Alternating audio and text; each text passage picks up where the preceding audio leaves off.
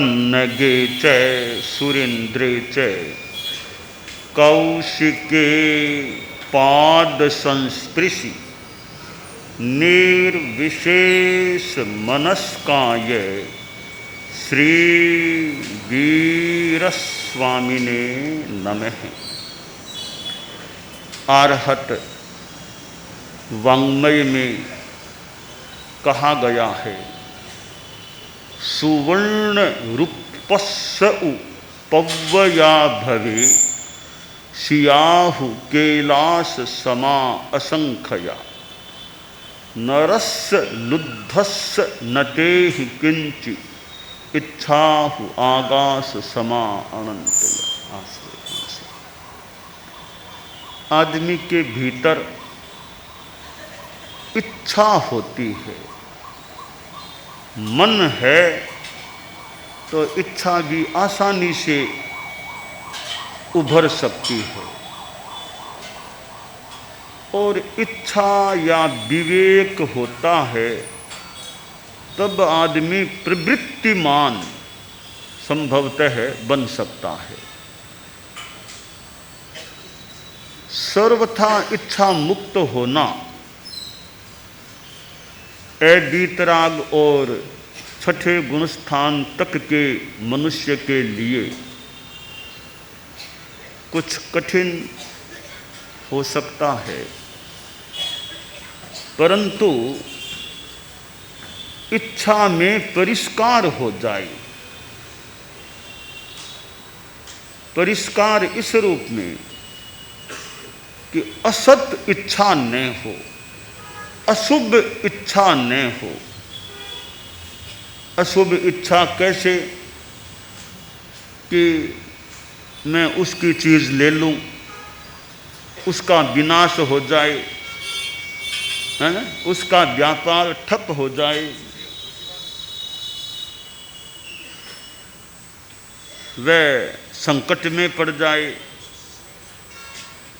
या फिर खुद के लिए भौतिक लालसा के रूप में इच्छा। तो ये इच्छाएं असद इच्छाएं हो जाती हैं, हो सकती हैं। दूसरी है सदिच्छा, अच्छी इच्छा। मैं खूब सामायिक करूं, मैं खूब सामायिक करूं, मैं स्वाध्याय करूं, हमारे साधु साध्वियाँ भी मैं सेवा करूं, दूसरों की सेवा करूं, संत दूसरे संतों की सेवा करें, साध्वियाँ दूसरी साध्वियों की सेवा करें, और कोई कोई संदर्भ में साध्वियाँ साधुओं की सेवा कर दें तो साधु साध्वियों की सेवा कर दें। यह सेवा की भावना एक सदिच्छा हो सकती है। मैं किसी को आध्यात्मिक उत्थान की प्रेरणा दूं, मेरे ज्ञान दर्शन चारित्र तप का मैं विकास करूं, ये सदिच्छाएं। एक जगह कहा गया है, संतोष 3 चीज़ों में करना चाहिए और 3 चीज़ों में संतोष नहीं करना चाहिए। संतोषस्त्रिषु कर्तव्य है, स्वदारे भोजने धने, त्रिषु नैवच कर्तव्योध्ययने जप दानयोः। कि संतोष करना यूँ अच्छा है, पर सब जगह संतोष करना आवश्यक नहीं है। जहाँ करना वहाँ संतोष करें, न करना वहाँ न भी करें। अब भोजन है तो भोजन में संतोष कर लें। हमारे संत लोग हैं, साध्वियाँ भी हैं, गोचरी गए, जो मिल गया बस संतोष है, इतने में अपना काम चलाओ। यानी वो चीज़ लाओ, वो चीज़ जो मिल गया, फुल्का साग रोटी दाल मिल गया, बस संतोष है। कि कभी न मिले तो भोजन बिल्कुल न मिले। अब वर्षा आ गई मान लो, अब गोचरी जाने से पहले ही वर्षा शुरू हो गई, 2, 3, 4, 5 घंटों तक वर्षा पूर्णतया बंद नहीं हुई, कभी साधु बाहर नहीं जा सके। इतने में सूर्यास्त का समय हो रहा है, तो ठीक है आज शाम का आहार नहीं सही, भूखे रह जाएं। एक संस्कृत में श्लोक आता है, यह साधु के लिए कि आहार मिले तो और न मिले तो, का लभ्यते लभ्यते साधु, साधु एव न लभ्यते, अलब्धे तपसो वृद्धि लब्धे देहस्य धारणा। कि साधु को आहार मिल जाए तो ठीक है, अच्छा मिल गया, कि न मिले तो भी ठीक है, कोई बात नहीं। कि दोनों ठीक कैसे हुए? आहार मिला तो भी ठीक और न मिला तो भी ठीक, दोनों ठीक कैसे? भगवान ऋषभ को आहार कहाँ मिला था? कितने दिनों तक करते करते 12 महीनों से ज़्यादा समय बीत गया, तब तक आहार नहीं मिला। तो ठीक है, नहीं मिला तो नहीं मिला। वांग्मय में कहा गया, व्याख्या साहित्य में संभवतः, कि भाई साधु को नहीं मिला तो तपसो वृद्धि ही, साधु के तपस्या की वृद्धि होगी, उपवास हो जाएगा और कुछ हो जाएगा, तो न मिलने से तपस्या हो जाती है। कि सुबह भी सूर्योदय से पहले ही वर्षा शुरू हो गई, 12 बजे तक नहीं रुकी, तो पोरसी आराम से हो सकती है। बाकी तो जैसी व्यवस्थाएं हैं वैसे हैं। और न मिले तो तपस्या की वृद्धि, मिल जाए तो शरीर को पोषण देने का मौका, न मिले तो आत्मा को पोषण मान लें, तपस्या को पोषण, मिल जाए तो शरीर को पोषण हो सकेगा। तो दोनों ओर में साधु भावात्मक संतोष रखे, कोई बात नहीं मिला तो दुखी नहीं बनना कि क्या वर्षा है, रुकती नहीं है। साधु को यह इच्छा नहीं करना कि वर्षा बंद हो जाए, साधु को यह भी इच्छा नहीं करना कि वर्षा हो जाए। साधु समता में रहे। वाओ बुट्ठंग व शी उन्नम खेमम धायम शिवम तिवा कयाणु होज एयाणी मावा हो उत्तिनो गए। कि ये हवा है, वर्षा है, सर्दी गर्मी आदि प्राकृतिक स्थितियां है, वो हो जाए ऐसा भी नहीं बोलना, न हो ये भी नहीं बोलना, हो न हो तुम अपनी समता में रहो, साधना में रहो। किसी के लिए होना लाभदायी, किसी के लिए न होना लाभदायी, तुम अपनी समता में रहो। ये प्राकृतिक चीज़ों में हस्तक्षेप मत करो, भावात्मक हस्तक्षेप भी मत करो। बस जो स्थिति हो उसके अनुरूप अपने आप को ढालने का प्रयास कर सकते हो, पर कोई कामना मत करो, अनुमोदना मत करो, अपनी समता रखो। तो भोजन में संतोष रखना चाहिए, जो मिल गया उसमें संतोष। भोजन की वो स्वाद की दृष्टि से गवेषणा नहीं करना, वो चीज़ कहाँ मिले। बस शरीर के लिए तो फिर भी ध्यान दे सकते हैं, स्वास्थ्य के लिए, तो जीव के लिए ज़्यादा नहीं घूमना चाहिए साधु को। गृहस्थ हैं तो धन में संतोष, इतना हो गया बस बहुत है, संतोष है।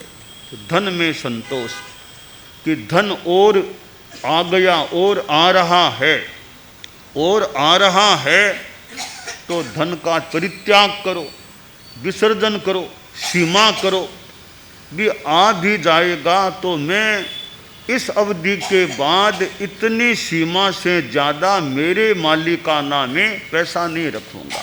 यह परित्याग, विसर्जन, संयम, इच्छा परिमाण करो। तो धन में भी संतोष, और भी संतोष। ज्ञान प्राप्त करना है, अध्ययन करना, उसमें संतोष सामान्यतया मत करो कि और पढ़ें, और आगम पढ़ लें, और आगम पढ़ लें। चतुर्मास का समय सामने है, साधु साध्वियाँ हैं, चतुर्मास 4 महीने की संभावित कालावधि सामान्यतया मान लें। तभी स्वाध्याय में, अध्ययन में भी समय लगाएं। किन्हीं को परीक्षा देनी है, वो परीक्षा की अपनी तैयारी करें। आगम का काम करना तो उसमें अपना समय लगाएं, और भी साहित्य का काम करना है तो उसमें अपना समय लगाएं। हमारे शासन श्री मुनिश्री धर्मरुचि जी स्वामी हैं, जो साहित्य के क्षेत्र में भी अपनी शक्ति श्रम का नियोजन, साध्वी प्रमुखा जी फरमा रहे थे कि हमारा काम। गई मुनिश्री, अब बाद में आप बात करना मुनिश्री से कैसे क्या होना है। तो मुनिश्री की मांग हो रही है, मुनिश्री की मांग थोड़ी हो रही है कि साहित्य के काम में कैसे हमारी प्रगति हो जाए, गति हो जाए। गुरुदेव तुलसी का जीवन वृत्त, आचार्य श्री महाप्रज्ञ जी का जीवन वृत्त, जो गुरुदेव तुलसी का तो साध्वी प्रमुखा कनक प्रभा जी के जिम्मे किया हुआ था संभवतः, आचार्य महाप्रज्ञ जी का साध्वी यानी विश्रुत विभा जी उस समय मुख्य नियोजक आपके जिम्मे है। तो दोनों आचार्यों का 13 पंथ का इतिहास के अंतर्गत वह जीवन वृत्त है। तो आप बाद में मुनिश्री धर्मरुचि जी स्वामी द्वारा वो परामर्श, दिशा निर्देश या संशोधन, करेक्शन जो भी है, क्योंकि करेक्शन की भी अपेक्षा पड़ सकती है। एक आदमी थोड़ा तैयार कर दे, फिर उसका निरीक्षण करना, संपादन करना, परिष्कृत करना, वह भी एक अच्छा महत्वपूर्ण कार्य होता है।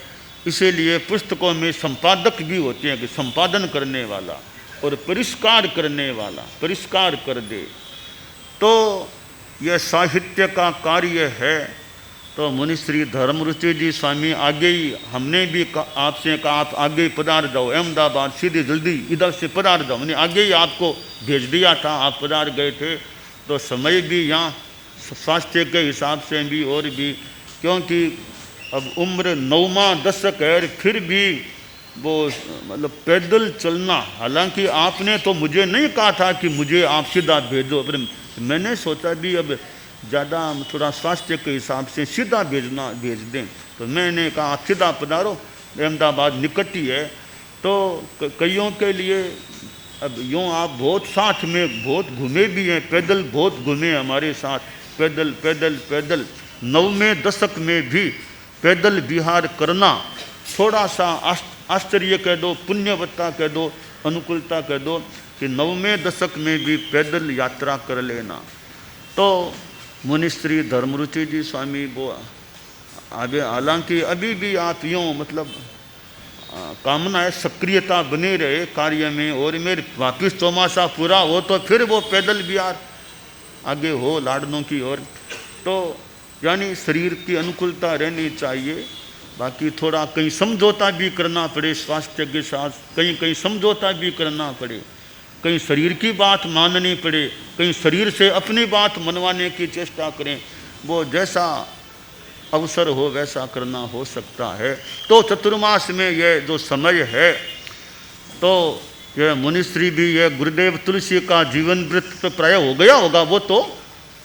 वो तो कभी मेरे हाथ में आ जाए, तो मेरे हाथ में देखने के लिए आ जाए कि मैं भी उसको थोड़ा पढ़ लूँ, थोड़ा पढ़ सकूँ, छपने से पूर्व मैं थोड़ा उसका स्वाध्याय जितना संभव हो कर सकूं। और इसी प्रकार अगर कार्तिक महीने में आचार्य महाप्रज्ञ जी का जीवन वृत्त भी कार्तिक दिवाली के बाद भी मेरे पास पढ़ने के लिए आ सके, कि छपने से पहले पढ़ने के लिए मिल जाए, वो स्थिति बन जाए, तो एक जो हमारा निर्णीत किया हुआ कार्य है वो सुसंपादित सुसंपन्नता की तरफ गतिमान हो सके। तो हमारे साधु साध्वियाँ चतुर्मास के समय में ये वाचन, अध्ययन, अध्यापन का जितना हमारे संतों में, साध्वियों में जो थोड़े आगम के, तत्वज्ञान के और के भाषाओं के जानकार हैं, अभी स्थिरता का समय है, तो अध्यापक साधु साध्वियों का उपयोग हो जाए, उनसे पढ़ने का, ज्ञान लेने का, और कई गृहस्थों से भी पढ़ने का, ज्ञान लेने का अवसर मिल सकता है, मिले तो यूँ हमें चतुर्मास के समय का अध्ययन में, स्वाध्याय में भी उपयोग करना चाहिए। कवि ने कहा जप दान यो हो, जप करने में संतोष मत करो, भगवान का नाम खूब लो, बैठे हैं जप कर लो। चतुर्मास में व्यवस्थित अपना समय निर्धारित कर लो, 1 घंटा 1.5 घंटा जप में लगाना है, प्रेक्षा ध्यान कर लो, प्रेक्षा ज्ञान का 50वां वर्ष भी चल रहा है। चतुर्मास भी प्रेक्षा विश्व भारती में होने वाला, तो प्रेक्षा नाम है, वर्ष भी प्रेक्षा, स्थान भी प्रेक्षा है। तो जितना हो सके आचार्य श्री महाप्रज्ञ जी प्रेक्षा ध्यान कराते थे, वो हमारा प्रेक्षा ध्यान का जितना जैसे अनुकूलता हो। मैंने कहा था मुख्य प्रवचन कार्यक्रम में भी हमारे उपदेष्टा मुनि जी और थोड़ा थोड़ा प्रेक्षा ध्यान, उसके अलावा भी व्याख्यान प्रोग्राम के सिवाय भी ध्यान का प्रयोग और ऐसे भी चलता है हमारे बहुधा चतुर्मास में, तो वो भी चलना चाहिए। तो अध्ययन, स्वाध्याय, ध्यान, जप, इनमें संतोष का मत करो, खूब करो। और दान देने में संतोष मत करो, खूब दान दो।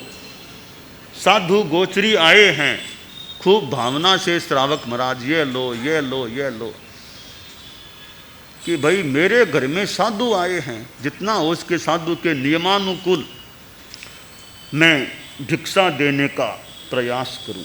तो यों संतोष अध्ययन में, जप में, दान में नहीं भी करना चाहिए, और कई जगह भोजन आदि में संतोष कर भी लेना चाहिए। तो ये इच्छा है, इच्छा का आदमी भौतिक इच्छाओं का तो परिसीमन करे और आध्यात्मिक कार्यों की इच्छा को यथा औचित्य खूब पुष्ट रखने का भी प्रयास करे। संस्कृत में कहा गया है, असंतोष परा मूढ़ाः संतोषम यान्ति पंडिताः असंतोषस्य नास्त्यन्तः संतोषः परमं सुखम। कि मोहग्रस्त मूढ़ लोग हैं, असंतोष परायण होते हैं। पंडित लोग, ज्ञानी लोग, संयमी लोग, वो संतोष को धारण करते हैं। यहाँ पंडित का मतलब हमें विरत करना चाहिए। संयमी लोग हैं, वो संतोष को धारण करते हैं, संतोष को प्राप्त होते हैं। असंतोषस्य नास्त्यन्तः, असंतोष का कहीं अंत नहीं। संतोषः परमं सुखम, संतोष परम सुख है। तो हम अपने जीवन में संतोष को धारण करने का, रखने का प्रयास करें। और चतुर्मास का समय है तो असंतोष भी रखें, ज्ञान आदि करने में असंतोष भी रखें। विभिन्न कक्षाओं की, गृहस्थों के लिए भी विभिन्न कक्षाओं की योजना साध्वी प्रमुखा जी की ओर से भी परिपत्र मैंने देखा था कि भाइयों के लिए क्या क्या क्लासेज, शिविर, जो भी कार्यशाला की योजनाएं बनाई गई है, ऐसे ही बालकों में, युवकों में, किशोरों में और में भी जो कुछ हमने सोचा है या और भी सोच के संत लोग भी कि हमें क्या क्या कब क्लास, थोड़ी योजना भी कुछ बन गई होगी। तो वो व्यवस्थित क्रम, कुछ संत अभी बाहर हैं, वे अब मिलने वाले हैं, तो सब वो पुरुषों के लिए भी क्लासों आदि की व्यवस्था अच्छे क्रम से चले। और तपस्या भी, चतुर्मास है तो तपस्या का जितना हो, यह चैत्र मतलब आषाढ़ शुक्ला त्रयोदशी आने वाली है। आचार्य भिक्षु का इस बार 300वां जन्म दिवस भी है, तो 13, 14 और पूनम के तेले हो सकते हैं। 13, 14 पूनम यानी 8, 9, 10 जुलाई को तेले भी करने वाले कर सकते हैं। तेलों का एक अच्छा तप हो सकता है। तेले हो गए, फिर अनुकूलता है तो चोला पंचोला आगे बढ़ सकते हैं। इधर ये एकांतर करना, सावन भादवा और में एकांतर है, उपवास की बारियां है, तो भाइयों में साध्वियाँ विशेष ध्यान, हमारे संत लोग भाइयों में, पुरुषों में विशेष रूप से ध्यान देने का प्रयास करें। तपस्या के मामले में संत खुद भी तपस्या, कोई हमारे पारस जी जैसे करने वाले, और भी संत कई हमारे अभी भी बरसी तप और करने वाले संत हैं, तो खुद करने वाले भी दूसरों को भी प्रेरणा दें, तपस्या जितने हो सके। तो चतुर्मास में ज्ञान का, इधर तप का, इधर क्लासों आदि आदि का, इधर ज्ञानशाला का भी अहमदाबाद से अच्छा खूब उपक्रम व्यवस्थित हमेशा ही चले चतुर्मास में, और अच्छे ढंग से इतने साधु साध्वियाँ भी हैं। तो ज्ञानशालाओं का भी अच्छा क्रम चले, तो अच्छे काम में जल्दी से संतोष न करें। ये और करना, अभी और करना है। क्यों कहा गया, असंतुष्टो द्विजो नष्ट है, संतुष्टश्चापि पार्थिव है। कि द्विज है यानी ब्राह्मण, वो असंतोष में रहेगा तो उसके लिए ठीक नहीं। राजा हो वो संतोष के लिए तो ठीक नहीं, कि राजा को जल्दी से संतोष नहीं करना चाहिए कि भी और करो, और ठीक करो, और विकास करो, और विकास करो। वो कई पीएचडी करते हैं, भी तैयारी हो गई, गाइड कहे भाई ना और ठीक करो, और सुधार करो, और सुधार करो, और बढ़िया करो। साहित्य समिति है, किताब पांडुलिपि आ गई, कमियां है अभी और ठीक करो, अभी बर्तनी अशुद्धियाँ ठीक करो, ये ठीक करो, ये ठीक करो। तो अभी कमियां है तो कमियों को कम करो, दूर करो, तो पुस्तक अच्छी बन सकेगी।